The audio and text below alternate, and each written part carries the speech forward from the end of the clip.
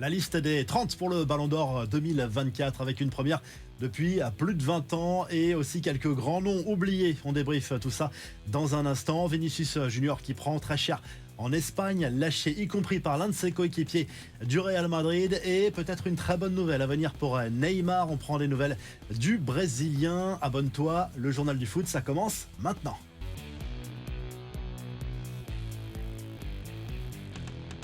On débriefe d'abord la liste des nommés pour le Ballon d'Or 2024. Pas terrible pour les Français cette saison, avec seulement 2 Français dans les 30 retenus. Kylian Mbappé, bien sûr, ex-parisien désormais au Real Madrid, et William Saliba qui a fait une superbe saison avec Arsenal, qui a fait un très bel Euro également avec l'équipe de France. Dans les 30 nommés, il y a aussi Jude Bellingham, Phil Foden, Erling Haaland, Nico Williams, Toni Kroos, Vinicius, Dani Olmo, Rodri, Harry Kane, le Parisien Vitinha, le crack Lamine Yamal ou encore Lautaro Martinez, pour ne citer que les principaux. Et tu l'as compris, bye bye Cristiano Ronaldo et Lionel Messi. Une page se tourne forcément, même si CR7 était déjà absent des 30 l'an dernier, mais c'est la première fois depuis 2003 qu'il n'y a ni l'Argentin ni le Portugais.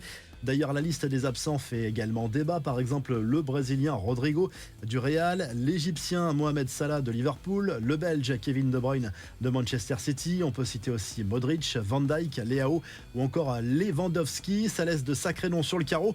La cérémonie de remise des prix se déroulera le 28 octobre à Paris. Pour les gardiens, on a le Français Mike Maignan et le Parisien Gianluigi Donnarumma qui espère succéder à l'Argentin Emiliano Martinez. La surprise, c'est le portier sud-africain Ronwen Williams, brillant à la CAN et qui figure dans cette liste des nommés pour le trophée Yashin.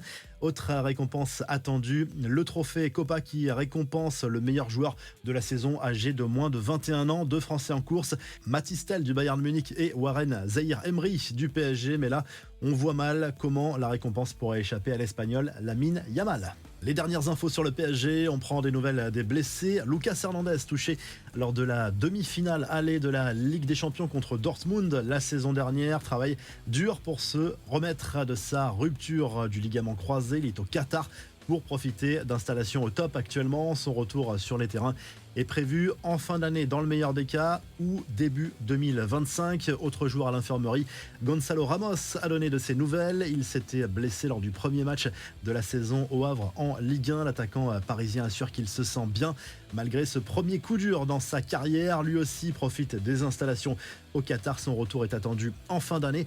Nuno Mendes participe quant à lui normalement aux entraînements collectifs avec le Portugal pendant cette trêve internationale. Il était absent à Lille pour un syndrome viral, mais c'est déjà derrière lui. Il sera opérationnel du coup à son retour à Paris. À Marseille, Chancel Bemba nous tease une grande annonce mise à pied par l'OM et poussé vers la sortie. Le défenseur central a publié un message sur son compte X dans lequel il annonce une exclusivité sur sa chaîne YouTube ce dimanche. Pas plus de détails sur le contenu à venir, même si les supporters marseillais semblent s'attendre à un grand déballage de la part de l'international congolais sur l'attitude des dirigeants marseillais à son égard cet été.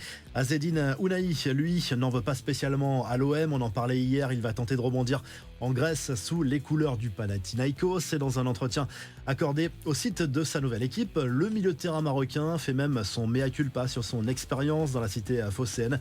Je n'ai pas assez travaillé, et ça je l'assume, je n'ai pas assez travaillé pour avoir le meilleur niveau, a lâché notamment l'international marocain, qui parle aussi de problèmes personnels pendant cette période. Dans le journal du foot, on se focalise aussi sur l'actu du Real Madrid au quotidien. Et là, on est plutôt sur une polémique. Elle concerne Vinicius Junior, qui avait expliqué sur CNN que l'Espagne devrait, selon lui, être destituée de l'organisation de la Coupe du Monde 2030 si elle ne réglait pas ses problèmes de racisme. Il s'est pris une vague de critiques, très clairement, sur les réseaux sociaux, dans tous les sens en Espagne. Recadrage aussi de Dani Carvajal, son coéquipier au Real. En clair, il a expliqué qu'il comprenait la souffrance du Brésilien à propos du comportement de certains supporters, mais qu'il ne fallait surtout pas faire de généralité. Pour lui, la Liga fait même des efforts pour améliorer les choses. Pour bien comprendre, il faut savoir que Carvajal est connu en Espagne pour être proche de partis d'extrême droite. Plus positif, le Real Madrid a un rêve pour le Ballon d'Or 2024. C'est le sujet évoqué par le journal AS ce jeudi. Placer 3 joueurs merengues sur le podium. On sait qu'a priori, Ça devrait se jouer entre Vinicius Junior et Jude Bellingham pour la victoire finale. Les deux seront sur le podium, c'est quasi certain. 4 autres joueurs des champions d'Europe sont dans la liste des 30 nommés, plus le retraité Toni Kroos, Dani Carvajal, Federico Valverde, Antonio Rudiger et bien sûr Kylian Mbappé. Du côté du Barça, fini la Fashion Week. Les fans du club Blaugrana savent que les joueurs étaient autorisés ces dernières saisons à rejoindre les stades les jours de match à domicile depuis chez eux et donc dans la tenue de leur choix. Mais ça ne plaisait pas vraiment à Hansi Flick. Il n'aime pas du tout les défilés de mode de certains joueurs. On peut penser à Jules Koundé, mais il est loin d'être le seul. Lui impose désormais une arrivée au stade avec la tenue du club, survêt ou costume, pour favoriser la cohésion du groupe. Les autres infos à retenir, quelques rumeurs sur le mercato pour les joueurs libres.